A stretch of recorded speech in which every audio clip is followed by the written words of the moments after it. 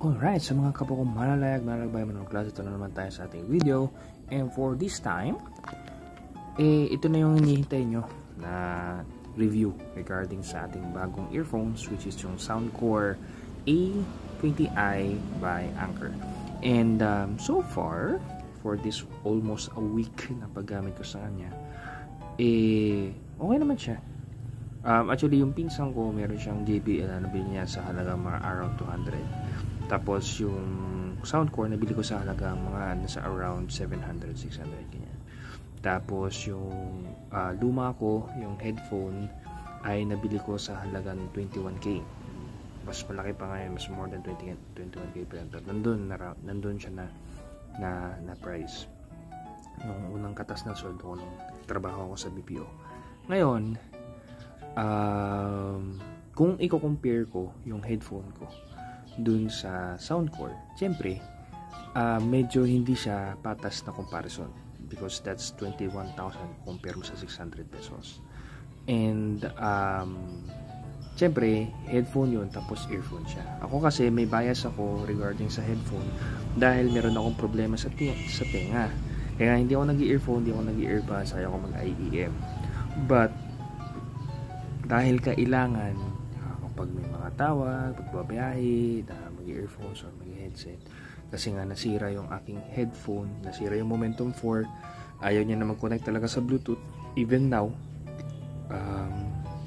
tingin ko nagka-problem. Hindi ko talaga gets paano siya nagka-problem, which is I always do the same things I'm doing. Tapos bigla na lang siya nagka-problema, di na siya tumutunog habang nag-charge, tapos bigla hindi na siya nag-connect sa Bluetooth.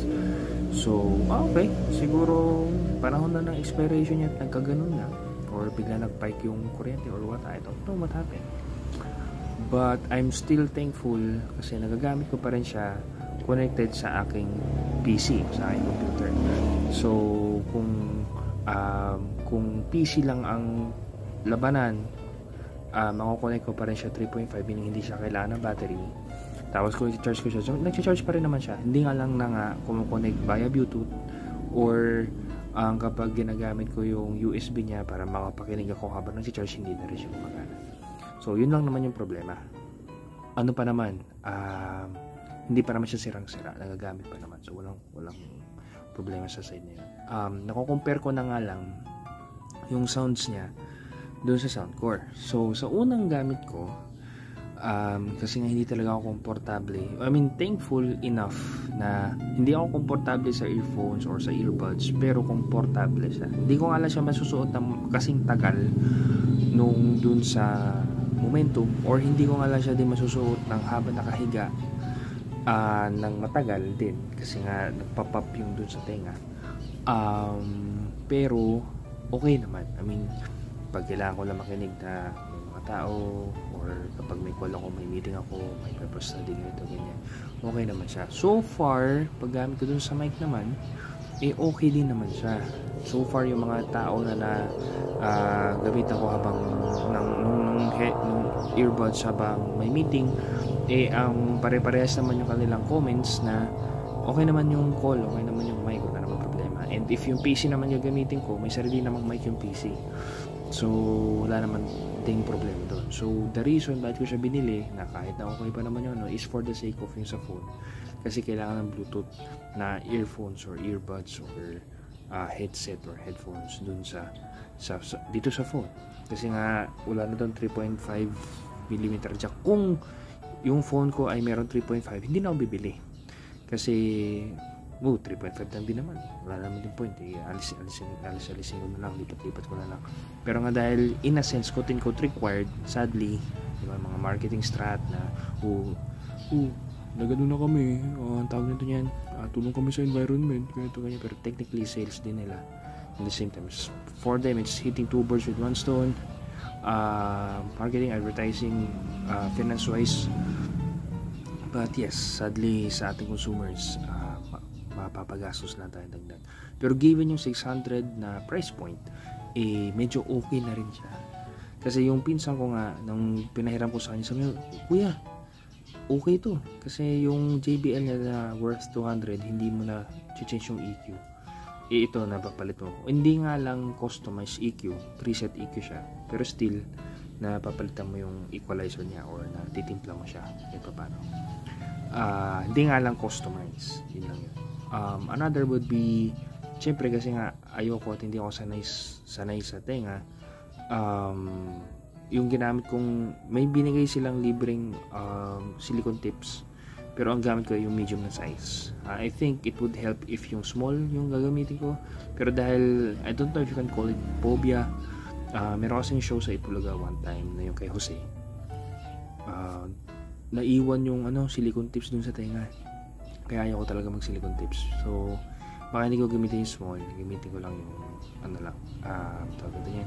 yung medium lang.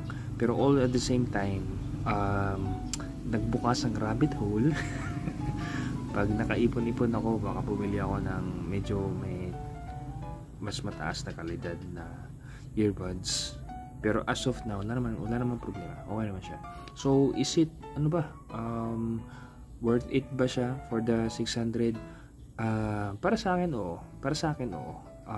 Una, touch control siya. Kino-compare ko siya sa Momentum 4, syempre mako-compare ko siya, medyo may latency yung pagkaka-touch control niya. Pero halos ganoon lang din naman kasi halos di ko rin naman nagagamit eh. Sa phone pa rin naman ako pumipindot, hindi naman dun sa headset. Mako-compare ko din yung sa Momentum 4 na pag inalis ko kasi yung headphone, nag-i-stop or nag-play or nag-mute yung ng kusa, yung call or yung nalito ko kayo. Kapag inalis ko siya sa call, nag-mute siya. Pag inalis ko siya ba nanonood o video, magpo-pause siya. Yun yung sa Momentum 4. Pero dito kasi wala siyang ganun. Dito sa Soundcore wala siyang ganun. Pero pinagkapares sila, pares lang ANC. Passive nga lang dito. Passive ANC meaning yung dahil lang dun sa tips niya, hindi siya nakokontrol, hindi mo siya napapatay, hindi mo siya na-on, hindi katulad dun sa Momentum 4 na yes, hindi mo siya napapatay, pero nakokontrol mo siya kung transparency ba siya or ANC. Meaning, may naririnig ka pang ambient sound sa paligid mo or talagang saklob siya kasi wala ka naririnig. So, yun ang sa Momentum 4 na control mo siya. Dito nga lang, passive siya. Meaning, once na nag-play ka ng music, hindi mo na talaga maririnig yung mga tao. Pero kung wala naman naka-play ng music, nakapatay naman yung music, kahit pa paano naririnig mo naman sila. Pero kung yung ginamit mong silicone tips is yung talagang sakto sa butas ng tenga mo, dahil wala ka talaga maririnig. Sabi nga nung pinsan ko, kuya, hindi kita naririnig kahit wala nag-play ng music. Kasi talagang maganda doon. Nagandahan siya. Kasi mas mura yung kanya and yun nga daw, mas maganda nga daw yung nakuhang Soundcore 820i. I also naghanap ako ng iba pang mas okay pero mas mataas na kasi yung price point niya. Pero ang katapat niya sa kanyang price point na 600 is yung earphone, which is naglabas sila ng bago pero medyo mahal pa yun. So yung mga lumang model yan medyo nagbaba na sa market. Hoping, hindi na connected sa video pero hoping kapag nagka Wi-Fi 7 dito sa atin, mababa na rin yung price ng mga routers kasi matagal na may mga Wi-Fi 7 routers. So yun lang naman. Pero that aside, price, pag-usapan natin yung sound quality. Sound quality, nako-compare ko siya sa Momentum 4 kasi nako-compare ko siya sa Momentum 4 dahil yung dun nga sa Momentum 4, meron kasi siya tinatawag na yung bahala yung app, mag-customize depende sa tenga mo habang nag-a-answer ka ng sagot na okay ba yung sound na ganito, ganyan. So parang personal preference mo na customize siya. Tapos meron din siyang mismong customized na EQ and meron pa siyang preset na EQ. So it is more personal customization sa Momentum 4. Kaya nako-compare ko yung sound. Tsaka syempre dahil nga headphones yun, mas malaki yung drivers niya, hindi naman ganun lagi. Minsan mas maganda pa rin yung sa earphones kasi connect malapit sa tenga mo or IEMs. Pero dahil nga sa sitwasyon ng tenga ko, I don't go with it. I'd rather go with headphones. Tapos depende pa rin kung close back, open back. For this case, close back. Mas okay daw yung open back. Tapos ngayon, may nauso na yung mga earbuds na open earbuds na nakalabas lang na ganun. So, yung mga ganun. Pero sound quality wise, hindi siya kasing crispy. O, hindi siya kasing high quality dun tulad sa aking medyo ramdam mong medyo muffled siya, medyo brusco siya, pero maganda pa rin. Para sa akin maganda pa rin. Compare ko lang na ay medyo parang ano parang pasok sa presyo talaga niya na 600 compared sa 21,000. So, pasok talaga sa presyo niya. Pero para sa akin, high quality pa rin naman. So, okay, medyo hindi ganun kasing sobrang high quality, hindi ganun sobrang kaganda. Pero okay pa rin naman siya. Tanggapable. Acceptable pa rin naman. So, okay na yung build quality. Speaking of build quality, battery life, medyo dun lang din ako nalungkot. Kasi yung dun sa Momentum 4 ay nasa 60 hours, as in kahit 3 days ako din nag-charge, okay pa rin siya. Pero dito, basta once nakita kong pumula yung ilaw, charge ko na. Tapos, mga nasa around 2 hours yung charging niya. Saka hindi ako sanay.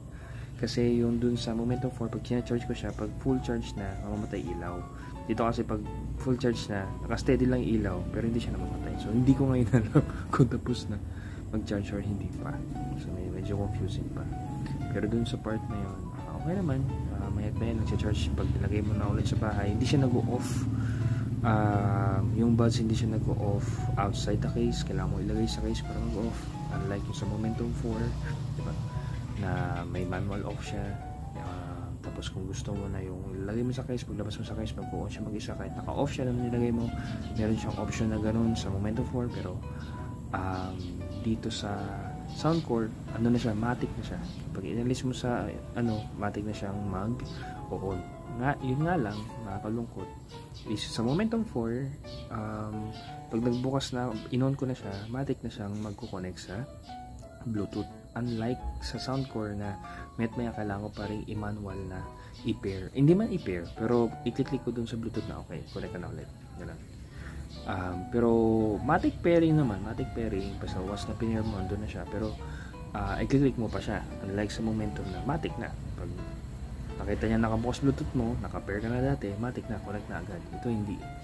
So, yun lang. Isa din yun sa mga bagay na.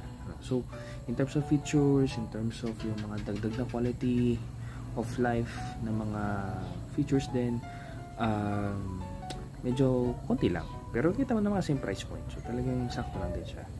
And, so far, para sa akin, for the range of 600, okay na.